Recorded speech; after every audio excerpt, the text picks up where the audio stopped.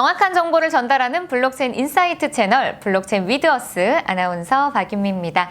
자, 오늘도 저와 함께 블록체인어스 편집 주간이자 스타즈그룹 부사장님이신 김상우 이사님을 모셨습니다. 안녕하세요, 이사님. 네, 안녕하세요. 네. 자, 첫 번째 소식입니다. 메타, 즉 페이스북이 디지털 월렛을 출시했다면서요?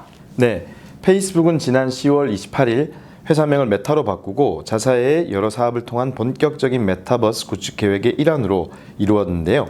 이번에 본격적인 횡보로 왓츠앱에서 미국 사용자 대상 노비 디지털 월렛을 출시한 것입니다.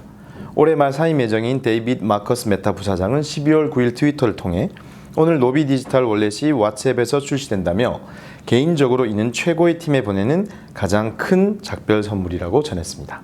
네, 제가 듣기로는 이 11월에 테스트했다고 들었는데 바로 상용화가 되었네요. 자, 그럼 송금도 가능한 거죠? 네, 그렇습니다. 지난 11월 메타는 왓츠앱을 통한 노비 테스트를 시작한 바 있는데 이번에 드디어 상용화가 된 것입니다. 마커스 부사장이 게재한 이미지에는 채팅 도중 노비를 통해 팍소스의 미달러 연동 스테이블 코인 USDP를 송금하는 장면이 담겨 있습니다. 네, SNS에서 메타버스로 확장하면서 디지털 지갑까지 탑재한 메타가 다음에는 과연 어떤 비즈니스 모델을 가지고 나올지 기대가 되는 것 같습니다. 자, 다음에는요, 엘살바도르 비트코인 채권에 3억 달러 투자 의향을 밝힌 그룹이 있다면서요? 네, 그렇습니다.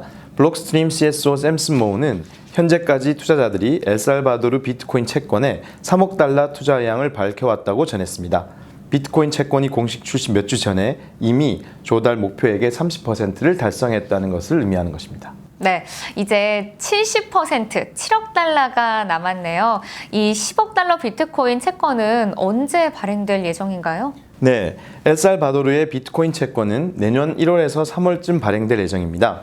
또한 10년 만기 채권 금리는 연 6.5%로 조달한 자금 중 절반은 비트코인 매수에 나머지는 비트코인 도시건설에 투입될 전망입니다. 샘슨 모우는 엘살바도르가 해당 채권의 5년 매매 제한 기간이 종료되면 비트코인을 팔아 채권 보유자에게 배당금을 지급할 것이라고 밝혔습니다. 네, 비트코인 도시락. 과연 어떤 형태가 될지 궁금합니다. 다음 소식으로 넘어가 보도록 하겠습니다. 미 상원은행위원회가 현지 시간 14일 이 스테이블 코인 관련 청문회를 개최할 예정이라면서요? 네, 맞습니다. 미 상원은행위원회가 현지 시간 14일 스테이블 코인 관련 청문회를 개최한다고 합니다.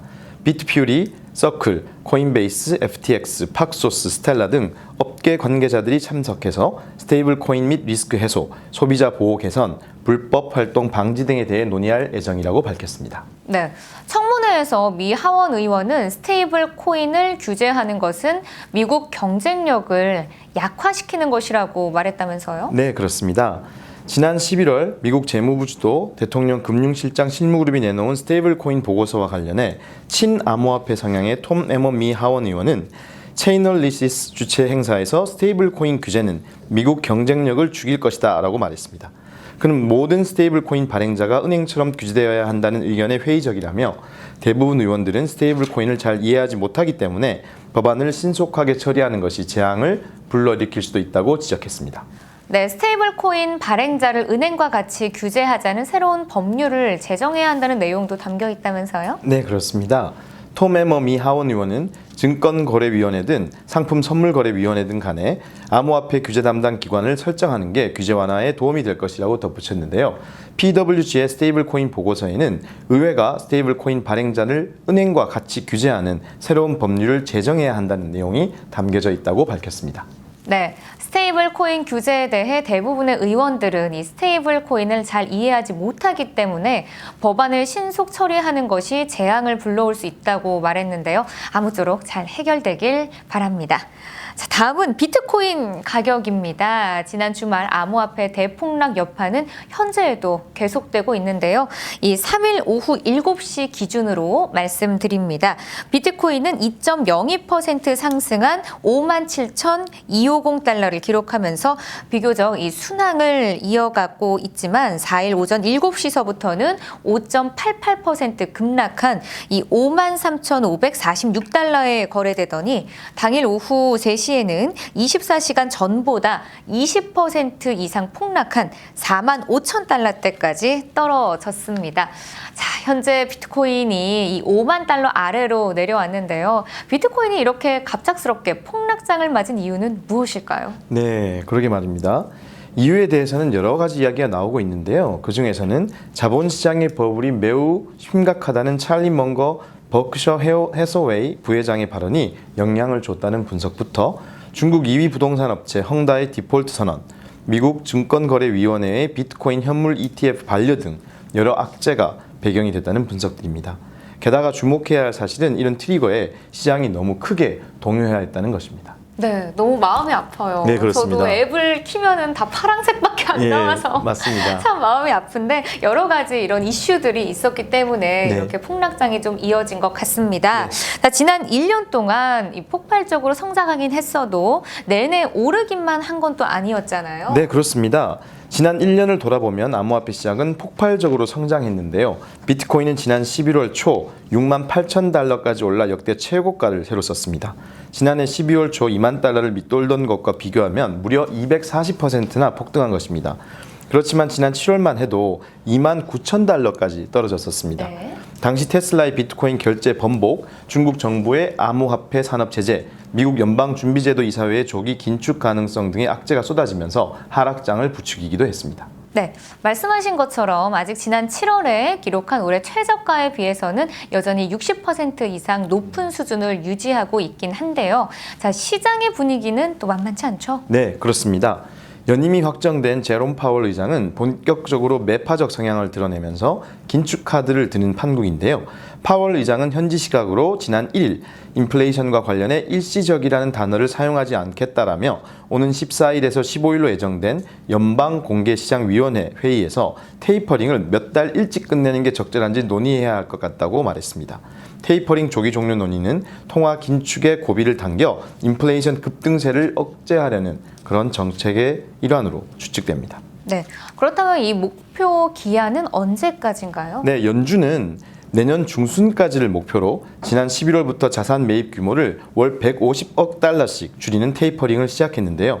시장에서는 최근 파월 의장의 발언으로 미뤄봐 연준이 내년 1분기 이내에 테이퍼링을 끝낼 수 있다는 전망이 나오고 있습니다. 또한 테이퍼링이 끝나는 시점에 맞춰 금리 인상이 조기에 이루어질 가능성도 제기되고 있습니다. 네, 아마도 이 와중에 또 오미크론 변이 바이러스도 시장의 악재로 작용할 것 같거든요. 네, 그렇습니다.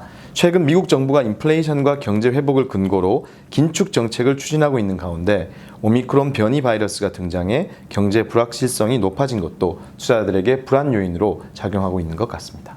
네. 하지만 한편으로는 그럼에도 불구하고 이 10만 달러를 돌파할 것이다라는 이야기가 돌고 있죠. 네, 그렇습니다. 블룸버그 인텔리전스 소속 시니어 상품 전략가 마이크 맥글론은 내년 비트코인이 6자리 숫자를 돌파할 것으로 보인다며 수요 증가 대 공급 감소라는 경제의 기본을 고려할 때 이는 단지 시간의 문제일 뿐이다라고 밝혔습니다. 네. 맥글론은 비트코인을 비롯한 암호화폐가 투자 수단으로 충분히 매력적이라고 평가했는데요. 이 때문에 금융자산 관리자들이 내년에도 비트코인에 자신들의 포트폴리오를 할당할 것이라고 전망했습니다. 네. 자, 그렇다면 비트코인과 이더리움을 비롯한 암호화폐 생태계가 내년에 쭉 암호화폐 시장을 주도할 것이라고 이렇게 생각하면 되나요? 네, 그렇습니다. 맥글론은 내년에도 큰 이변이 없는 한 비트코인과 이더리움이 암호화폐 시장을 주도해 나갈 것으로 봤는데요. 그는 비트코인과 이더리움이 주도할 것으로 예상되는 암호화폐 시장이 2022년 강세를 보일 것이다라고 전망했습니다. 네, 저도 가격이 떨어진다고 빼지 말고 조금 더 기다려 봐야겠습니다. 네. 자, 이렇게 가격이 떨어지고 시장이 휘청거리는데도 왠지 이러한 전망이 희망이 되는데요. 자, 오늘 말씀 고맙습니다. 네, 감사합니다. 네, NFT 마켓플레이스 오픈시에 따르면 대형 VC 세콰이아 캐피털이 2005년 작성한 유튜브 투자 메모 NFT가 경매에서 200이더리움에 낙찰됐습니다. 경매 수익금은 비영리 연구기관 옥스팍의 생태계 펀드에 제공될 예정입니다. NFT 시장 데이터 플랫폼 논펀저블에 따르면 지난주 NFT 매출액이 2.92억 달러를 기록했는데요. 지난주 매출액 기준 1위에서 5위 NFT는 보어드 에이프 요트 클럽이 5,220만 달러, 또 더 샌드박스가 3,310만 달러, 크립토 펑크가 1,750만 달러, 아트블록이 1,320만 달러, 디센트럴랜드가 660만 달러 순입니다. 자, 이상으로 블록체인 위드어스 마칩니다. 시청해주신 여러분 고맙습니다.